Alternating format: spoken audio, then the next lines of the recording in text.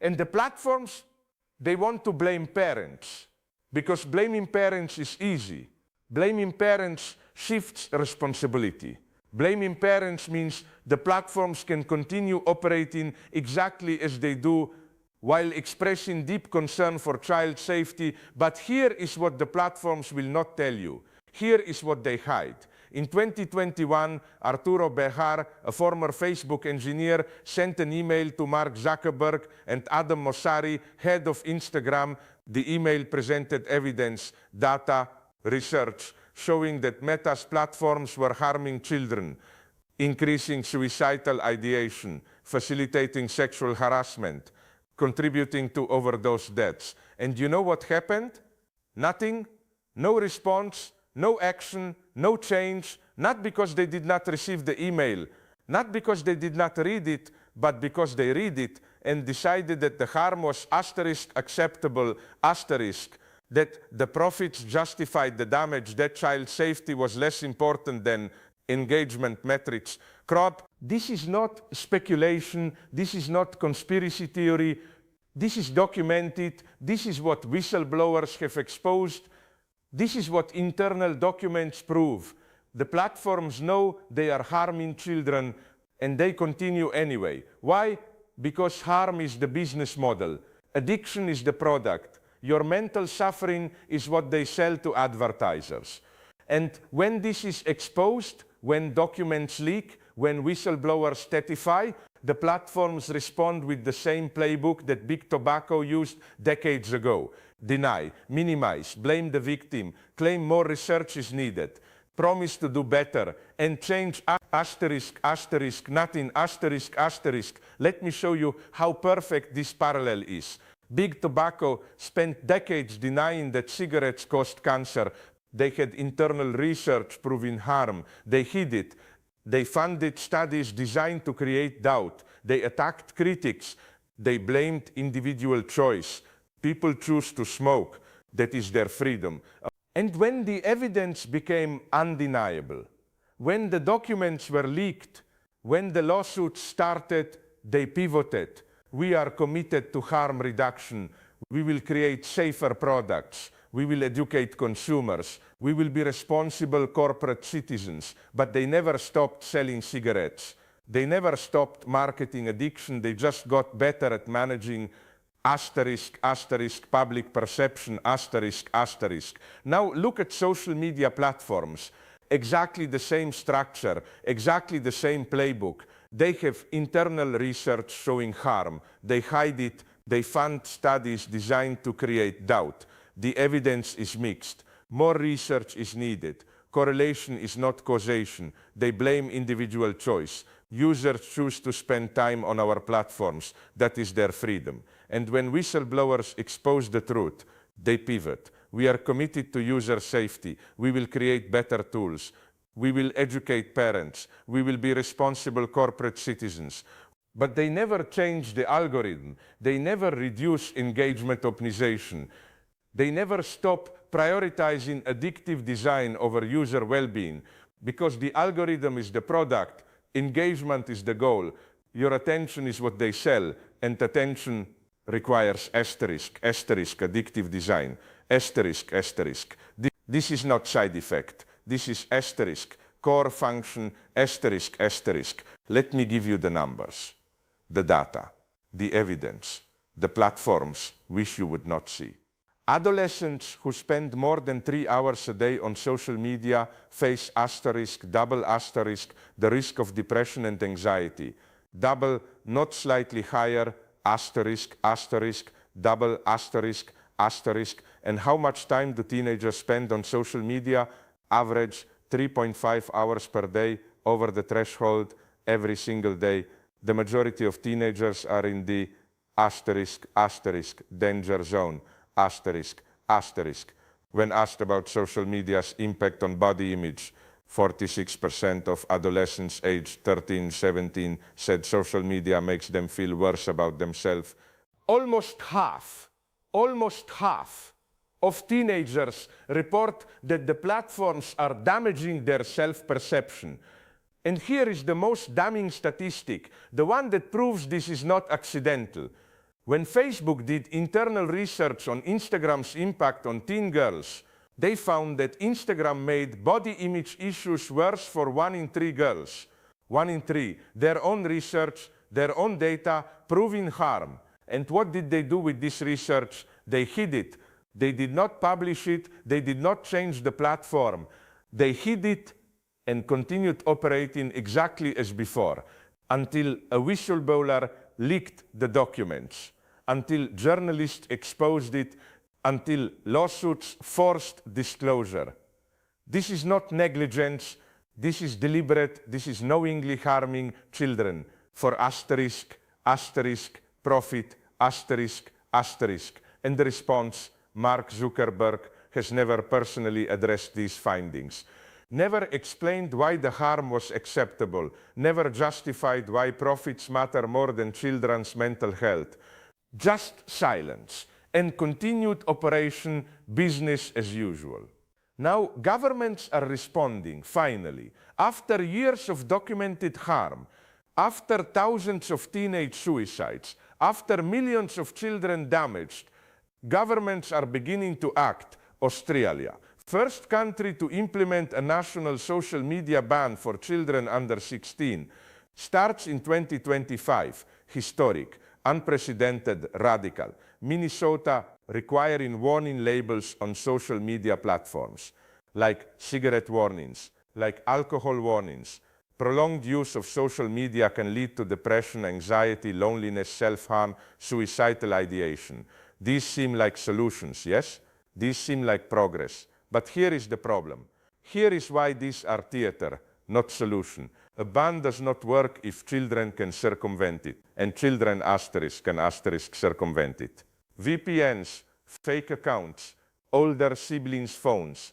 The technology of restriction is always behind the technology of access. And warning labels? Do warning labels stop smoking? Do they prevent alcoholism? No. They provide legal cover. They shift responsibility to the consumer. We warned you, you chose to proceed. Not our fault. This is the genius of warning labels. They asterisk appear asterisk to be regulation. They appear to be accountability.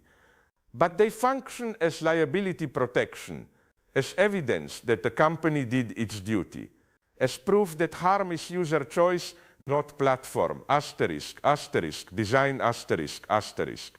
So children will continue using social media and platform will continue optimizing for engagement and harm will continue multiplying. But now the platform can say, we warned them, we gave them tools, we provided resources, what more can we do? And the answer, the real answer is, you can change the algorithm. You can stop optimizing for engagement at any cost. You can prioritize user well-being over advertising revenue. But they will not do this, because this would require changing the business model.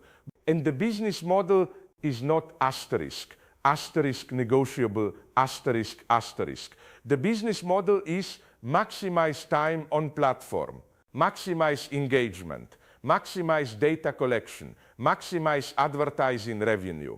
And maximizing these things require addictive design, requires algorithmic manipulation, requires exploiting psychological vulnerabilities. You cannot have the business model without the harm. The harm is not a bug. The harm is the mechanism through which the business model asterisk, asterisk functions, asterisk, asterisk. Let me be very precise about this, very clear, because this is the part that is always obscured, always hidden, always denied. Social media platforms are not neutral spaces for connection. They are asterisk engineered systems, asterisk designed to maximize engagement. And what maximizes engagement? What keeps people scrolling, posting, checking, refreshing? Outrage, envy, fear, comparison, inadequacy. These emotions drive engagement. These emotions keep you on the platform. These emotions are asterisk, asterisk profitable, asterisk, asterisk. So the algorithm learns to show you content that triggers these emotions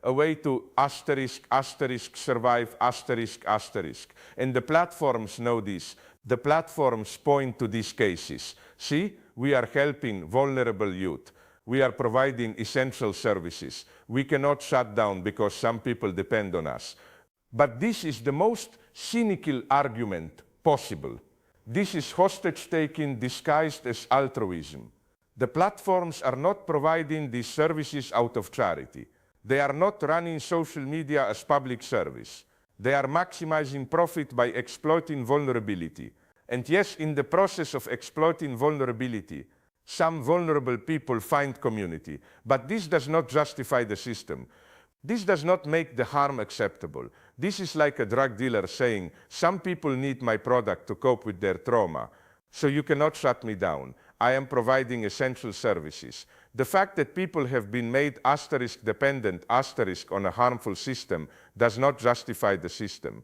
It reveals how deeply the system has embedded itself, how thoroughly it has captured even those it harms. Ditis peretotimete eprismatis today, ava ossel de bitis peretotimet, balkan tonna fediba sax beretotimetitir, balkan tonna faton. It is dava sax beretotimetitir, balkan tonna faton. It ava ossel de bitis peretotimetitir, balkan tonna faton, beretotimetitir, beretotimetitir fascist, balkan tonna faton, beretotimetitir fascist, balkan tonna faton, beretotimetitir, balkan tonna faton, bitis peretotimetitir, balkan tonna faton, balkan tonna faton, balkan tonna faton, beretotimetitir, balkan tonna faton, balkan tonna faton, balkan tonna faton, balkan tonna faton, balkan tonna faton, balkan tonna faton, balkan tonna faton, balkan tonna faton. And using the dependence of vulnerable people as a shield against regulation, this is not compassion. This is cynicism. This is exploitation, wrapped in the language of asterisk, asterisk, care, asterisk, asterisk. Now, let me tell you what is really happening, what is really at stake, what we are really witnessing. We are witnessing the privatization of socialization, the commodification of human connection, the transformation of relationships into asterisk, asterisk engagement metrics, asterisk, asterisk. For all of human history, social connection was free. It was organic. It happened in physical spaces through direct interaction, without intermediaries, without surveillance, without monetization. But social media has enclosed the commons of human socialization, has made connection dependent on platforms, has made relationship contingent on algorithmic mediation, has made belonging conditional on engagement metrics. And now we cannot imagine socialization without platforms, cannot imagine connection without apps, cannot imagine community without digital asterisk, asterisk infrastructure, asterisk, asterisk. This is enclosure. This is the same process that transformed shared land into private property, that transformed common resources into commodities, that transformed collective practices into individual transactions. Except now it is not land being enclosed, it is human socialization itself. And once enclosed, once commodified, once mediated by profit-seeking platforms, socialization becomes optimized for profit. Connection becomes engagement. Relationships become data. Community becomes asterisk, asterisk market, asterisk, asterisk. This is the real crisis. Not that social media harms mental health, but that we have allowed human connection itself to be privatized, enclosed and optimized for profit. And this cannot be fixed with warning labels, cannot be fixed with parental monitoring, cannot be fixed with age restrictions, because the problem is not too much social media. The problem is that social media has asterisk replaced asterisk actual socialization, has made itself necessary by destroying the alternatives. Where do teenagers go to socialize now? Not malls. Malls are dying, not parks. Parks are empty, not community centers. Community centers are underfunded. They go online, because online is where everyone else is, because online is where connection happens, because there is no